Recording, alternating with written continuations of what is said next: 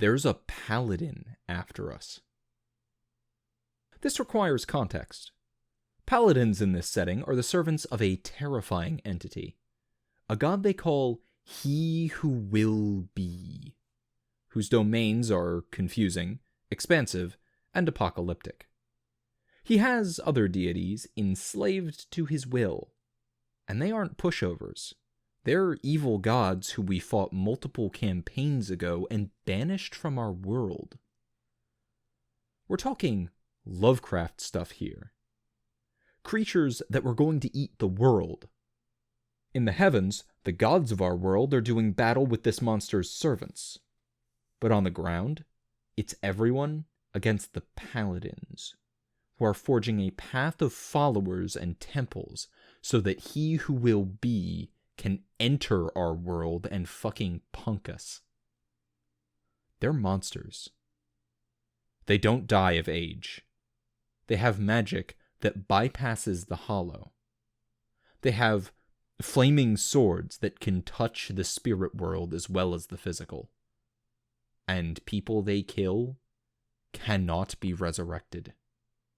Speaking with the dead brings forth a cacophony of screams, suggesting that those they slay are locked in some eternal prison of suffering. This setting doesn't have a hell. Or, it didn't. It seems to now. Anyway, we ran afoul of one of these guys. We shot him with a hand bombard, and we thought we'd killed him. But he didn't die. And he's chasing our asses down with an army of converts promised a free pass into paradise for whoever brings him one of our heads. We first encountered the Paladin in a shitty little fishing village in the southern state of Zilong, where we were supposed to be recovering an artifact some tools had dredged up out of the ocean. What we found instead was a huge guy in plate, with a bunch of jackbooted thugs storming through the village, beating the shit out of people and trying to find an icon of sin. I'm sure you can guess that we were looking for the same thing. There were 4 of us, plus 2 guides we had hired, and about 30 of them. We met our contact at the appointed spot, but he refused to give us the item unless we saved his family from the Paladin and his men.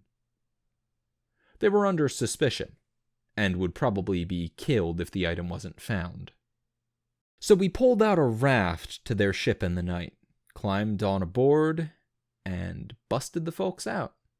Minimal fuss. We went back, and the man told us he'd put the item in a safe place, but that he couldn't recover it because of some foul magic. He directed us to a cave near the village. We had to get in and out, right as the tide was coming in. A clever mechanism lifted heavy gates, using the tide with buoyant floats. It had drowned smartasses who didn't understand the system, but would let us through. So we went in, and found that the safe place was an ancient temple to some sort of dark sea god, with a chest millennia old. The fishermen can't possibly have installed it. And the inscriptions suggested a high degree of eldritch lore required to open the damn thing. Knowledge that we, of course, had. We opened it, and found a totem made out of whale bones and gold, and made our way out of the facility. Who was waiting for us on the beach, you ask? Who else? The Paladin and his men. Thankfully, Chippy was a clever lad and had his cannon above water. So, Chip tells us to hold them off for a while he preps the match. The 3 of us step forward. The Paladin says, kill them, and our fisherman contact comes up and starts giving him the "this wasn't part of the deal" line. So we fight some fanatics, who are actually not pushovers at all. There are only 10 of them to our 4, but they killed Bark and Dyson, and I got level 4 to the lower abdomen. which is actually about as good as dying, before Chip burns a bunch of luck to press the bombard right up against the last dude's back, and then shoot through him to hit the Paladin, who, in the middle of his own conversation, picked up the fisherman and moved him into the way. Still, 2 bodies isn't enough to stop a hand cannon, and the Paladin was thrown right off his feet onto his ass, with a honking big hole in his chest. Chip tries to help me, but his surgery score is shit. The only reason I survived was, it turned out, because the icon of sin prevented me from dying until he could get me to a surgeon. In the fuss, we forgot to check the Paladin. That came back to haunt us later. So after this first encounter, we were marked. The Paladin's henchmen didn't know us by face or name, but the Paladins themselves could tell that we were bad guys. I figured it's some sort of faction thing. They could just tell if you had fucked with their shit before. Anyway, I was down and out for a few sessions, so I took temporary PC in the form of my character's uncle, and went off with Chip to get the artifact to our employer. The employer was a wealthy patron in a wealthy trade city, also in Iligan, but further north. We didn't want to risk going by ship, especially since the artifact might have been connected to water somehow, so we went by land. We figured out that we were being followed, and fast. We saw fires appear in the tree line, and sometimes even right off the paths we were walking on. Spontaneous fire is a big sign that he who will be is watching. So we hustled up and went to grab some new meat. Friends. Yes. We picked up some more muscle in a city that I think had a name, but I can't remember. Our dead friend's players, as a badass halberdier named Dutchy, and a Viking looking for revenge against the people who had slaughtered his fleet in the Battle of Black Day, which none of us were present for, but we got a brief poem on it, which, obviously, were the Paladins. We made it to the city unmolested, but for the grace of God, and even to our employer's house, before things started getting fun.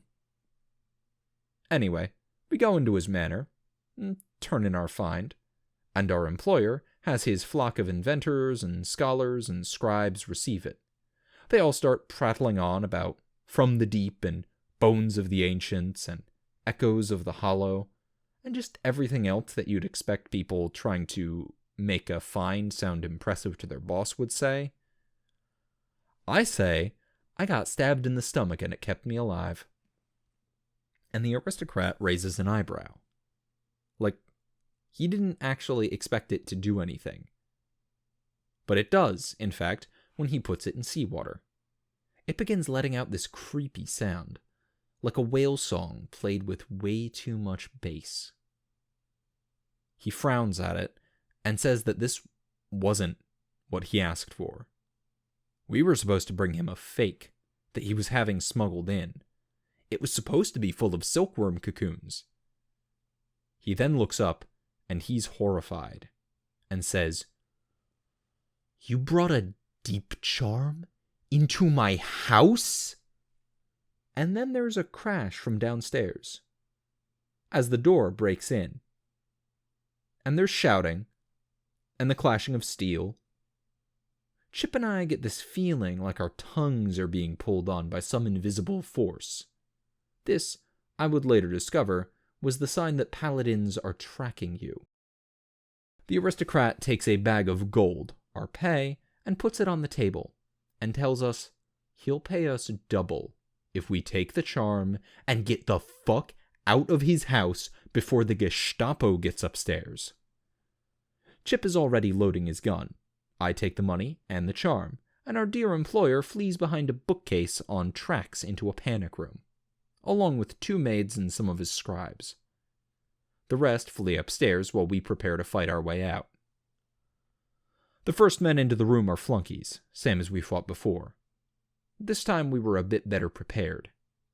We took them out and pushed our way downstairs, and then out into the courtyard and towards the stables. And lo and behold, who comes around the corner the second after Chip fires off his shot. It's Paladin Bane. Up until this moment, we've only heard him speak once, and the GM paraphrased him. This time he does a voice. The Bane voice. A firearm is an effective tool when loaded, he says. Chip hefts the thing like a club and gets ready to fight as more of the Paladin's flunkies arrive. We're not even hurt yet. I think the Viking got hit once, but it was a low-level bludgeoning wound. Those don't do anything, really. But we're outnumbered, and this time, Chip doesn't have a bullet to save us. Give me the charm, and I will kill you. We don't bother going through the don't you mean or you'll kill us shtick with him. We know damn well what he means. He gives the signal for his men to attack, and they do. He hangs back, watching. The callousness of the Paladins towards their own men's deaths might actually be intentional. Maybe they like winnowing out the weak. Maybe it's how they recruit. Hell if I know. We fought for a few rounds. The numbers were less stacked against us this time, but when we vanquished them, the Paladin was still there, and we were all cut up and bleeding. I've got the charm. My character at the moment wasn't even at the original event. I don't care enough to die over this. So I threatened to break the damn thing if he doesn't let us go. I was sure it wouldn't work, but the Paladin actually hesitates and says, I mean to break the item anyway. But he's not very convincing, so I start to make like I'm gonna snap it in half, and he relents, moving out of the way of the stables so that we can go. However, as we're mounting up, more of his men arrive, and some of them have guns. I hold the item up in front of me and look at the Paladin. He tells his men to discharge their weapons into the air as a show of faith. I'm actually pretty impressed with that, so I toss him the item. We already got paid for it after all. The instant it is in his hands, he tears it in half. Seriously, wrenching these golden eels apart like licorice Twizzlers. And something happens. He starts smoking. This black ashy soot starts floating off of him. And he lets out this keening, inhuman howl. His men start freaking out. The horses start freaking out. And we start freaking out because of all the fucking willpower tests we're making at difficulty 12. So, we roll, and I succeed. Chip fails and starts screaming about being made of worms. The Viking succeeds, gets off his horse, and rushes the Paladin. Dutchy passes and his ass is out of there instantly. Spurred and gone. I want to help the Viking, but Chip's guy isn't thinking straight, and his horse is hurring and durring it up. So I grab his reins and bolt, leading him to safety while the Viking fights. Now, I wasn't present in character for that fight, but I was present out of character, obviously. Whatever breaking that amulet had done gave him some sort of aura of insanity. The Viking, however, flew into a berserk rage and wasn't about to let a little thing like madness slow him down. He failed round 2, didn't give a fuck. What he did give a fuck about was the Paladin's combat pool was at least 10 higher than any of ours. And he was wielding a burning sword. Ever try parrying a burning sword? It sucks. The man got a hit in and dented the Paladin's armor. Maybe it was the insanity. It was described as making the world look so bizarre, red-coated, like a combination of a Dali painting and Geiger's Nightmares. But the guy bled yellow light instead of blood. The Viking's hair and furs had been on fire for a few rounds now. And the next one set his beard ablaze. The Paladin's final act of cruelty was, somehow, sucking all of the rage out of the defeated Viking, switching off his berserk fury. He died, terribly aware of his own anguish, and totally insane. We fled for 2 days. We caught up with Dutchy and made our way back to where my character was still recovering. My uncle, thank God he lived, he was the source of my character's wealth, departed, with the intent of finding a stiff drink to help him forget what he'd just seen. And we were left with the haunting notion of our new enemy. Chip, Dutchy, and I sat at the table, planning our next move, and one by one, we each felt that pressure on our tongues as the Paladin turned his gaze to us again. As an afternote, the Paladins aren't actually powered by their own deity, if what we know now is true. They're powered by ours. They're like leeches, sent to kill off all opposition by absorbing divine energies. They do this basically via iconoclasm, destroying our temples, burning our holy books, breaking our relics, and killing our priests gives them power. And worse, gives them powers related to the deity they're mugging. A lot of them have sun-related powers because they basically sacked the Vatican of a country that worships the unconquerable sun. The older, more dangerous ones have a recurring theme of magic hammers, nets, and shapeshifting, suggesting that they took it from the Norse. Thanks for tuning in to another tale as told by Cloak and Dagger Narrations. If you enjoyed the story, please feel free to show it with a like or a comment, and throw a subscription my way to hear more. Or, if you'd like to help support the channel and keep these stories going, you can consider flinging money wildly in the direction of my Patreon. Or, check the paypal.me link for a one-time money-flinging opportunity.